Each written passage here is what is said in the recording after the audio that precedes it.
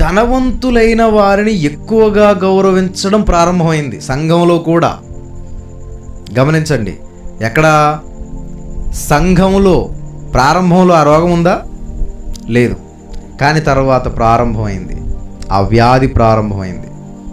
డబ్బున్నవాడైతే stage ఎక్కిస్తున్నారంట, లేనివాడినైతే కింద కూర్చో అంటున్నారంట. ఎంత దారుణం! యాకోబు గారు ప్రశ్నిస్తూ రాశారు, జాగ్రత్త, వీటి విషయంలో మీరందరూ సమాధానం చెప్పుకోవాలి అని రాశాడు. యాకోబు రాసిన పత్రిక చూడండి, యాకోబు గారు రాసిన పత్రిక 2వ అధ్యాయం 1వ వచనం నుండి చదువుదాం. నా సహోదరులారా, మహిమా స్వరూపియగు మన ప్రభువైన యేసుక్రీస్తును గూర్చిన విశ్వాస విషయంలో మోమాటము గలవారై ఉండకుడి. ఫస్ట్ డిక్లరేషన్ అనమాట, ఒకటి చెప్పాడు. ఏంటది? ఫార్ములా అనమాట. ఏం చెప్పాడు ఫార్ములా? మహిమా స్వరూపియగు మన ప్రభువైన యేసుక్రీస్తును గూర్చిన విశ్వాస విషయంలో మోమాటము గలవారై ఉండకండి. మోమాటం వద్దు, మోమాటం వద్దు. మోమాటం అనేది ఎప్పుడు వస్తుంది? మొహమాటం అనేది ఎప్పుడు వస్తుంది? ఎదుటి వారికి మనం చెప్పుకోలేమేమో అన్న పరిస్థితుల్లో, అంతే కదా. ఎదుటి వారికి మనం డైరెక్ట్గా చెప్పలేమేమో అన్న పరిస్థితిలో మోమాట పడుతుంటాం, వెనక్కి వెళ్ళిపోతుంటాం, తగ్గుతుంటాం. అయితే భక్తుడు అంటున్నాడు, మీ విశ్వాస విషయంలో మోమాటం అనేది ఉండకూడదు, వెనకడుగు అనేది ఉండకూడదు అని చెప్తున్నాడు. ఫార్ములా చెప్పాడు. మోమాటం వద్దు, సూటిగా ఉండాలి, డైరెక్ట్గా ఉండాలి. మీ ఆలోచనలు, మీ విశ్వాసం, మీ విశ్వాసాన్ని అలా ఉంటేనే కాపాడుకోగలుగుతారు, లేకపోతే పోతుంది. ఇంతకీ ఎందుకు ఇంత ఘాటు వ్యాఖ్య చేశాడు? మోమాటం వద్దు అని అంత ఘాటు వ్యాఖ్య ఎందుకు చేశాడు యాకోబు గారంటే, అక్కడ జరుగుతున్న సిచ్యువేషన్స్ అలాగున్నాయి.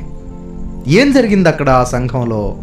నెక్స్ట్ ఏం జరుగుతుందంటే సంఘంలో ఎలాగనగా బంగారు ఉంగరం పెట్టుకొని అంట. బంగారు ఉంగరం అంటే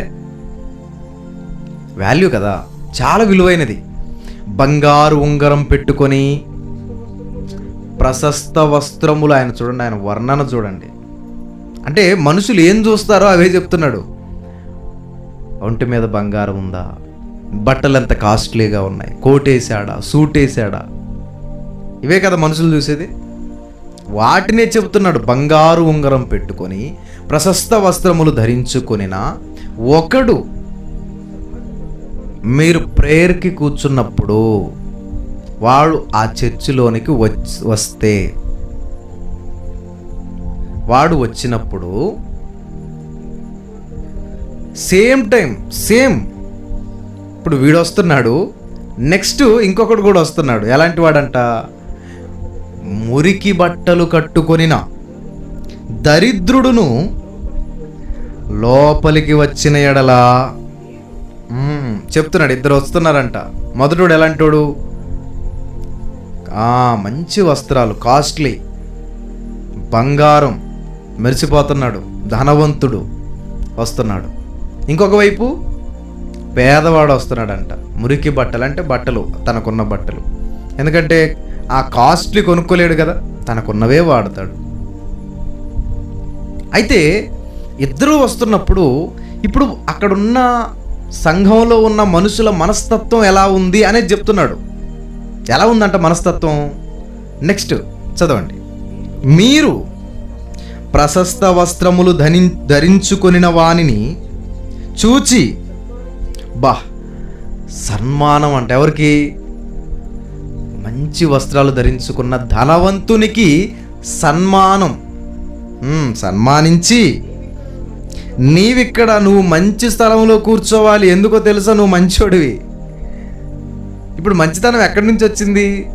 దేనిని బట్టి మంచితనం వచ్చింది చెప్పండి? మంచి స్థలం అందు కూర్చోవాలి అంటే నువ్వు పైన ఉండాలి. దేనివల్ల వచ్చింది ఆ గౌరవం? మంచి స్థలం ముందు కూర్చో అన్న మాట ఎందుకు వచ్చింది? మంచి బట్టలు, మంచి బట్టలు అంటే కాస్ట్లీ, బంగారు ఉంగరం. ధనవంతుడు, ధనాన్ని బట్టి వాడికి సమాజంలో వాల్యూ ఉంది, లోకంలో వాల్యూ ఉంది. కానీ ఆ సమాజంలో ఉన్న రోగం ఇప్పుడు ఎక్కడికి వచ్చింది? సంఘంలోనికి వచ్చేసింది. సంఘంలో కూడా అలాగే చూస్తున్నారంట. బంగారు ఉంగరం పెట్టుకున్నాడు, ప్రశస్త వస్త్రాలు ధరించుకున్నాడు, వీడు కాస్ట్లీ, వీడు ధనవంతుడు. కాబట్టి ధనవంతుడు ఎక్కడ ఉండాలి? మా పక్కన ఉండాలి. ధనవంతుడు మా పక్కన ఉండాలి. కాబట్టి గౌరవిస్తున్నారంట. ఏంటి, సంఘంలో కూడా ఇలా ఉంటుందా? దేవుడు ఎక్కడైనా చూశాడు ఇలా చెప్పాడా? ధనవంతులందరినీ పైకెక్కించండి, పేదవాళ్ళందరినీ కిందే ఉంచండి. దేవుని పని అని చెప్పుకుంటూ ఇలాంటి ఎగ్జాంపుల్ చెప్పే వాళ్ళు కూడా ఉన్నారు. ధనవంతుడైతేనే కదండి కొన్ని దేవుని పనులు చేయగలుగుతాడు, అందుకే మేము వాడిని బాగా కాకాపడుతున్నామండి. కాదండి, మరి వాడు చక్కగా పేదోడైనా కూడా చాలా ఆసక్తిగా ఉన్నారండి, పని చేస్తున్నారండి అన్నా కూడా ఏమంటారు? వాళ్ళ దగ్గర విశ్వాసం ఉండొచ్చు, జ్ఞానం ఉండొచ్చు, వాక్యం ఉండొచ్చు, ధైర్యం కూడా ఉండొచ్చు, కానీ మేము వాళ్ళను పైకి ఎక్కనివ్వం. ఎందుకంటే వాళ్ళ దగ్గర ధనం లేదు.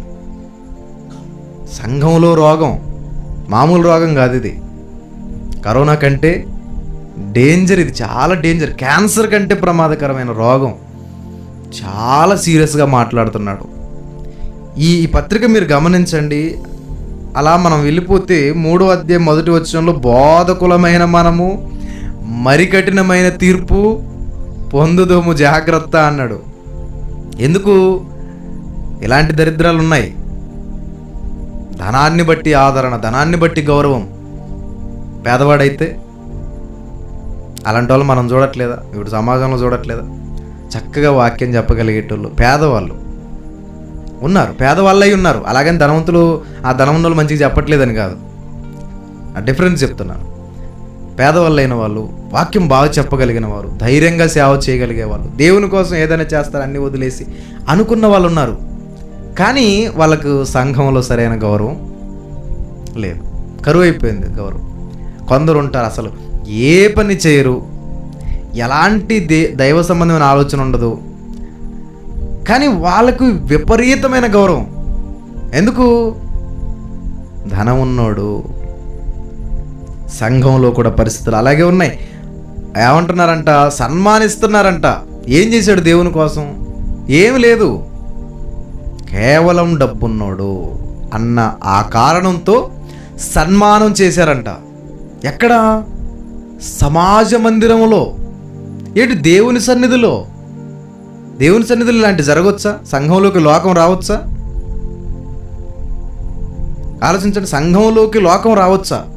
రాకూడదు కదా. మరి ఎందుకు ఇలా జరుగుతుంది? అందుకేనేమో మనకు తెస్సలోనిక పత్రికలో రాశాడు ఏమని? వాడు ఎక్కడ కూర్చున్నాడంట? దేవుని మందిరములో కూర్చున్నాడంట. మరి వాళ్ళంటి ఆలోచనలే ఉంటాయి.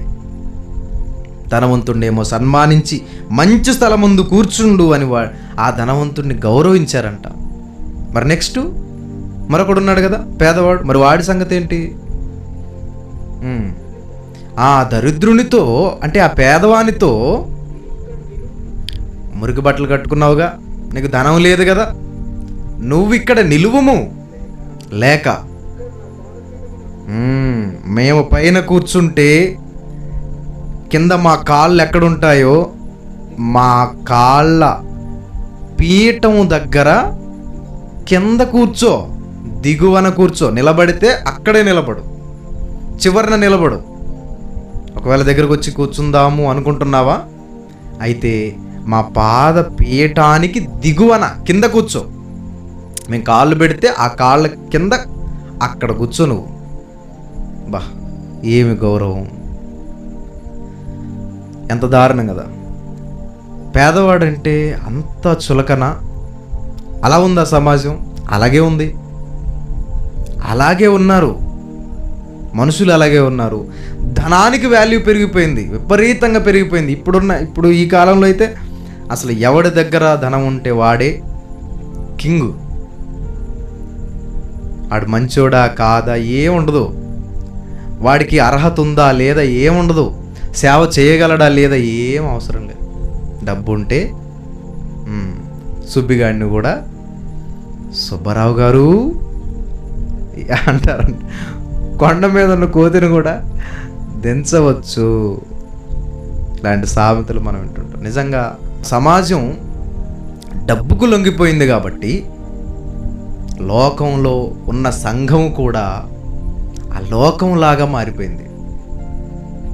ఇప్పుడు సంఘంలో కూడా డబ్బున్న వాడికే విలువ. అంటే ఇప్పుడు ఇది సంఘమా లోకమా?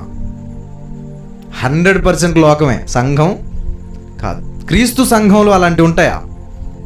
క్రీస్తు సంఘంలో అలాంటివి ఉండవు.